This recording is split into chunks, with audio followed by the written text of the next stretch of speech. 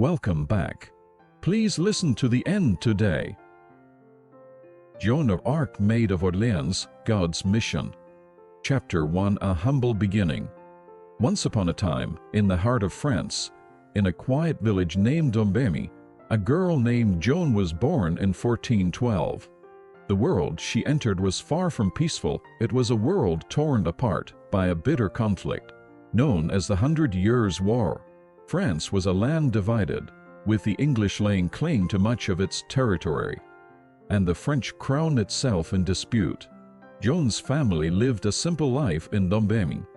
Her father, a farmer, and her mother, a devoutly religious woman, raised her in the ways of faith and hard work.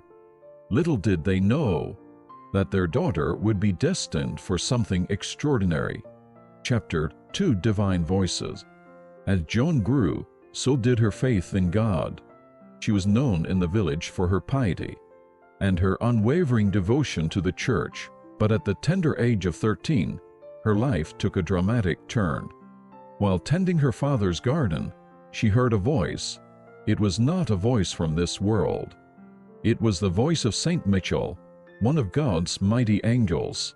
Saint Michael told Joan that she had a divine mission to help the Dauphin, the uncrowned French king, reclaim his throne from the English. Joan was both bewildered and awed by this revelation. The angelic voices continued, with Saints Catherine and Margaret joining Saint Michael, filling Joan's heart with a profound sense of purpose. Chapter 3, The Journey Begins.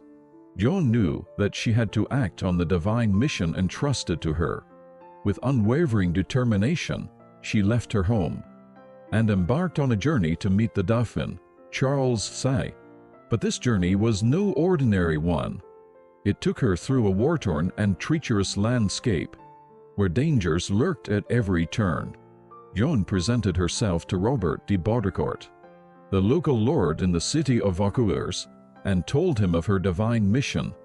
Initially, Baudricourt didn't take the young girl's claims seriously. However, Joan's resolve and unshakable faith in her calling eventually convinced him to provide her with an escort to meet the Dauphin. To better appear as a soldier and fulfill her mission, Joan adopted a distinctive appearance. She wore men's clothing and cut her hair short. She believed that she needed to lead an army to fulfill her divine mandate. Chapter 4, The Test of Faith. As Joan and her small escort journeyed to meet the Dauphin, they faced numerous challenges. The land was fraught with danger, as it was in the grip of the 100 Years' War. Yet, Joan's unwavering faith in God and her divine mission sustained her through these trials. The journey itself was a test of faith. Joan faced skepticism from those she encountered, but she never doubted the authenticity of her mission. Her unwavering belief in the voices of the saints and her sense of destiny guided her forward. When she finally arrived at the royal court and met Charles VI, she told him things that only a messenger sent by God could know. Her revelations convinced the Dauphin to take her mission seriously. He provided her with armor, a horse, and an army to fulfill her divine mission. Chapter 5, The Battle of Orléans. Joan's first mission was to relieve the city of Orléans, which had been under a relentless English siege.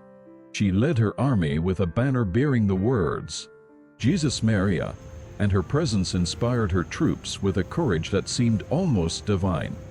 To them, she was not just a leader, she was a symbol of hope.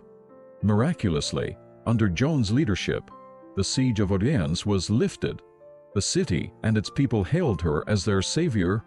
News of her victories began to spread throughout France, and she became a symbol of hope for a nation that had been in the grip of despair. Chapter 6, The Trial and Sacrifice. However, Joan's success did not go unchallenged. There were those who doubted her, both within and outside the church. Church officials accused her of heresy and witchcraft, questioning the source of her divine guidance. Joan was put on trial, and her faith was tested as never before. She faced interrogations and accusations, but she never wavered in her belief in God and the voices of the saints. Yet, despite her unshakable faith, and her insistence on her divine mission. She was found guilty of heresy. On May 30, 1431, at the tender age of 19, Joan of Arc was led to the stake and burned as a heretic. Her courage in the face of death and her unwavering faith left a profound impression on those who witnessed her sacrifice. Chapter 7: Legacy of a Heroine. Joan of Arc's mission was not in vain. Her courage and unwavering faith had inspired the French to continue fighting. Over time, they rallied and drove the English out of their land. Charles V was crowned king, just as Joan had foretold. Joan's legacy endured. Centuries later, she was declared a martyr and canonized as a saint. Her story became legendary, a symbol of courage, faith, and the belief that even the humblest of individuals can change the course of history when they follow their calling. And so, the story of Joan of Arc, the Maid of Orléans, comes to a close.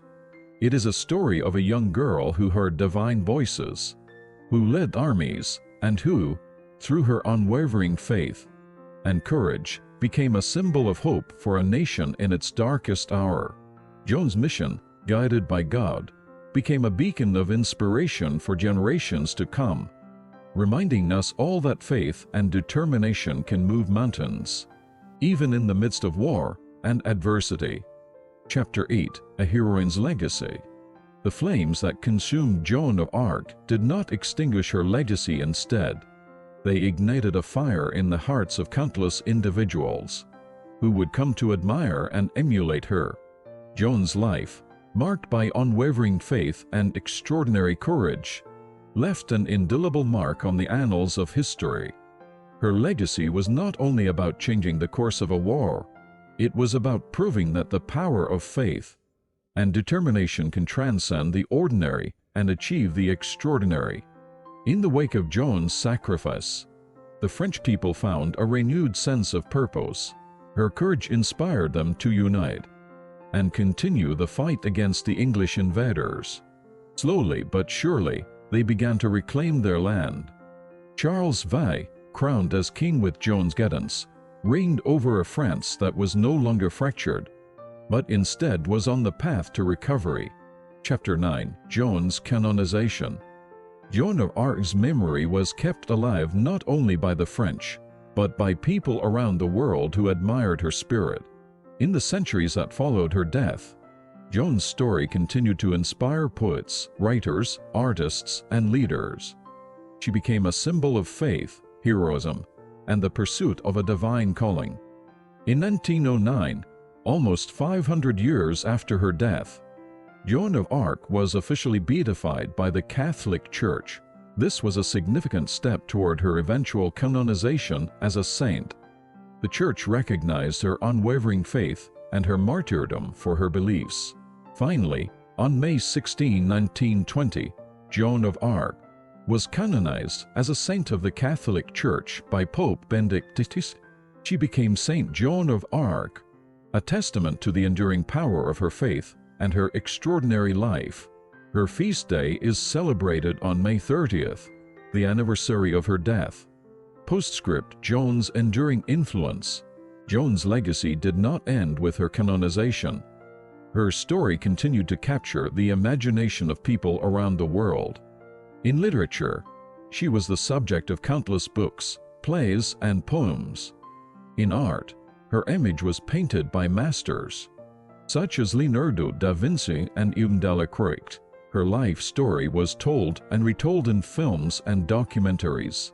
But Joan's influence extended beyond the realms of culture and art. She became a symbol of hope and inspiration for those who faced adversity. Leaders and activists, including Winston Churchill and Martin Luther King Jr., drew inspiration from her example of unwavering determination in the face of seemingly insurmountable odds. In France, Joan of Arc remains a national heroine. Her memory is celebrated every year with parades, festivals, and reenactments of her life.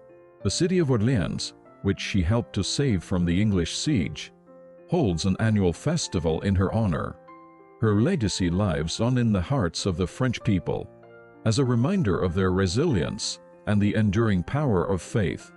Joan of Arc's life continues to inspire individuals of all backgrounds and beliefs. Her story reminds us that even in the darkest of times, one person's faith and determination can make a profound impact on the course of history. She was not a queen, a general, or a noble. She was a simple farm girl who heeded the call of divine voices and changed the world. And so, the story of Joan of Arc, the Maid of Orléans, comes to a close. It is a story of faith, courage, and the belief that even the most humble among us can rise to greatness when guided by a higher purpose. Joan's mission, marked by unwavering faith and extraordinary bravery, will continue to shine as a beacon of inspiration for generations to come, reminding us all that the power of the human spirit can transcend the boundaries of time and circumstance. The end. Thank you for watching.